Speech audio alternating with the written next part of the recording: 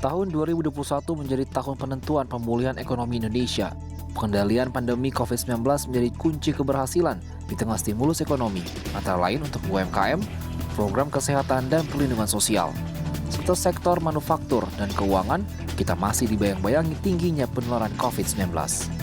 Pemerintah masih melakukan pembatasan kegiatan masyarakat, dan saat ini diperpanjang hingga awal Maret 2021 mengikuti kurva jumlah orang yang terinfeksi COVID-19.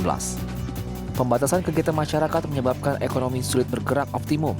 Pada sisi lain, kehadiran program vaksinasi nasional memberi harapan pertumbuhan ekonomi akan sesuai sasaran saat kegiatan masyarakat kembali pulih. Pelaksanaan program vaksinasi harus berjalan baik hingga mencapai kekebalan komunitas atau target setidaknya 70% populasi menerima vaksin. Untuk itu, perlu kesiapan yang baik, mulai dari ketersediaan vaksin beserta logistik pengirimannya, kesiapan vaksinator, hingga memastikan vaksin mencapai individu sasaran sesuai peta sebaran COVID-19. Pada saat bersamaan, kita juga harus bersiap menghadapi hadirnya varian baru COVID-19 dan kemungkinan epidemi baru. Karena itu, program penanganan kesehatan harus diimbangi penelitian terus-menerus. Dengan demikian, upaya peningkatan pengetahuan kesehatan dan gizi masyarakat tidak boleh ditinggalkan demi membentuk ketahanan komunitas. Upaya mendorong pemulihan ekonomi melalui stimulus fiskal dan moneter sebagai kebijakan makro diwujudkan melalui anggaran pendapatan dan belanja negara agar kebijakan tersebut dapat ditransmisikan ke dalam kegiatan sektor real yang menciptakan lapangan kerja. Dan perlu dipastikan, peraturan pelaksanaan Undang-Undang Cipta Kerja harus dapat menyelesaikan masalah birokrasi di pusat hingga daerah.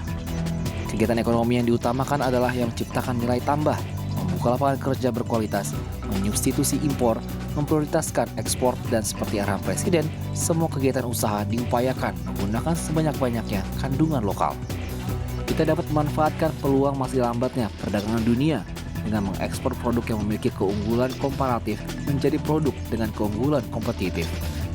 Produk perikanan laut segar dan rempah-rempah misalnya dapat melibatkan UMKM dan petani nelayan.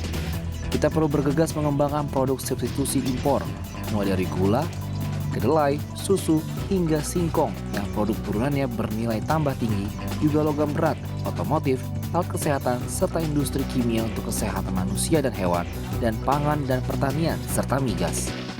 Upaya ini dilakukan dari pusat ke daerah, kota hingga desa, supaya ada pemerataan karena kita ingin pertumbuhan berkualitas.